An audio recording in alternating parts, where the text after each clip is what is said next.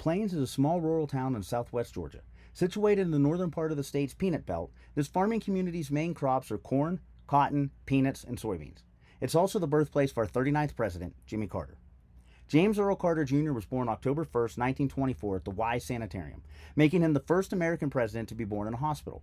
His mother Bessie was a registered nurse at the sanitarium, and his father James Sr. was a successful businessman who ran a general store and farm. After graduating high school, he attended Georgia Southwestern College and Georgia Tech before receiving an appointment to the U.S. Naval Academy. While at the academy, Jimmy fell in love with Rosalynn Smith. They were married shortly after his graduation and remained married until her death on November 19, 2023.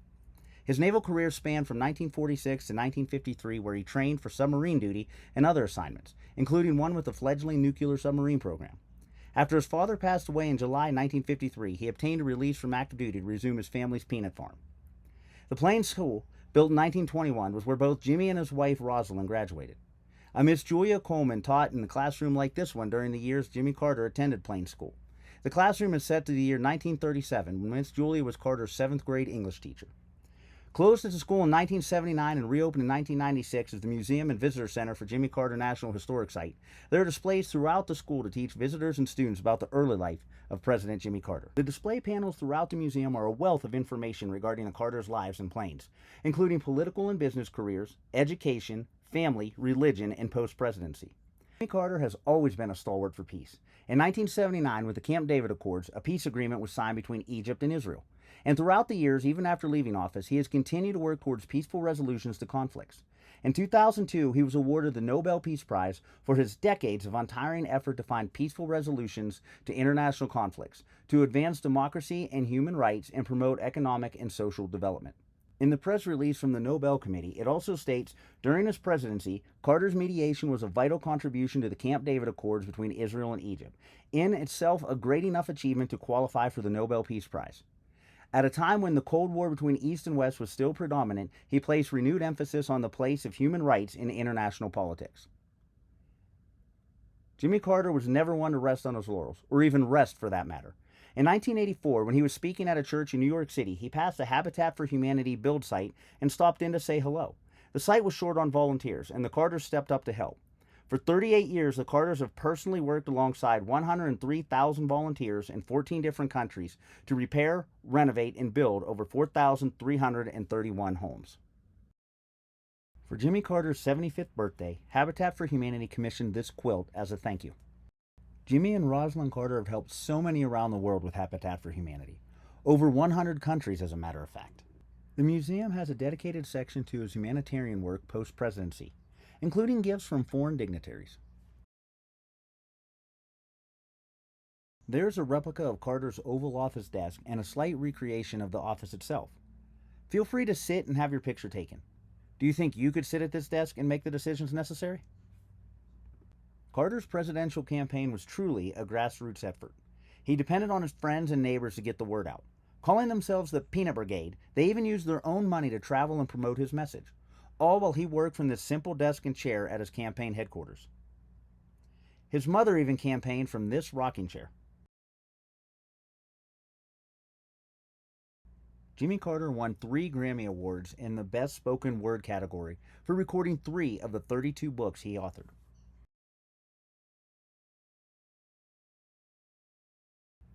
The arrival of the railroad in the rural South was essential not only for survival, but the prosperity of farmers. This allowed them to reach a larger market for their crops. The depot was almost always in the center of town and in many ways became the hub of activity. And just as it did when the railroad came through town on April 18, 1976, it again became the center of attention when it served as the headquarters for Jimmy Carter's presidential campaign. Approximately 10,000 people a day came here to find out about this Southern outsider who was running for president. During his campaign, this office was staffed with friends and family members. When he launched his bid for the presidency, he was known as Jimmy Who?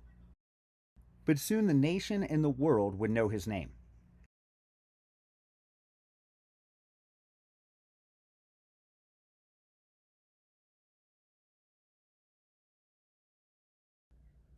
Many state primary victories, as well as a presidential victory, were celebrated along these streets surrounding the depot.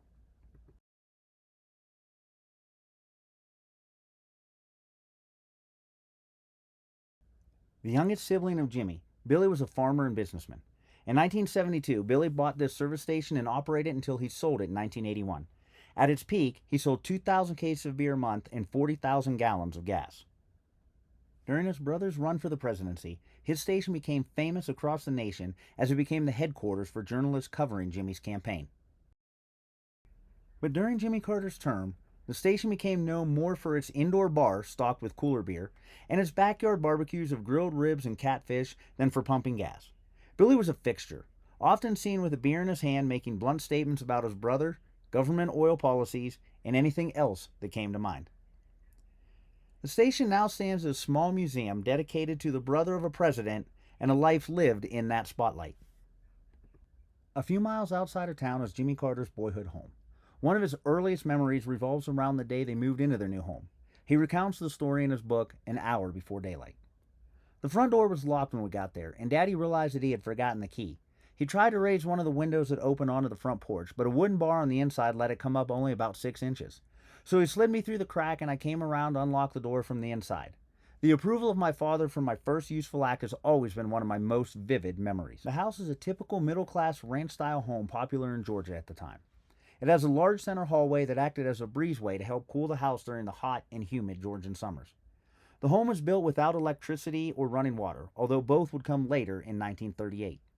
Like most young men at the time, he spent much of his day outdoors, completing work around the farm, fishing, and sports. But his room was where he kept his most treasured things. Jimmy's mother instilled in him a love of reading. This is evident by the large number of books in his room.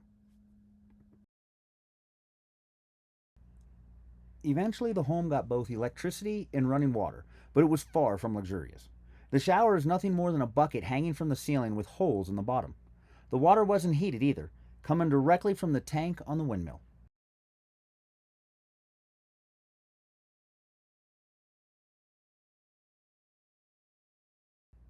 Much of the food came from the Carters' fields, pasture, and garden. The heat from the wood-burning stove was welcomed in the winter, but not so much in the summer. Most family meals were consumed in this less formal eating area instead of the formal dining room. The formal dining room was reserved for Sundays, holidays, and entertaining. The living room was the center of the Carter family life. James Sr. would read the paper by the light of an oil lamp as the family gathered each night after the evening meal to listen to the battery-powered radio. Each day as they returned from school, the children first stopped by the black desk where their mother left a list of chores for them to complete.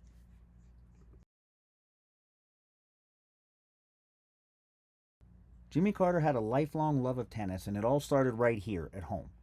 Growing up, he competed fiercely against his father, but never beat him. James Sr. ran the country store, which was an important part of the small community surrounding the Carter farm. They sold food items, household goods, and clothing.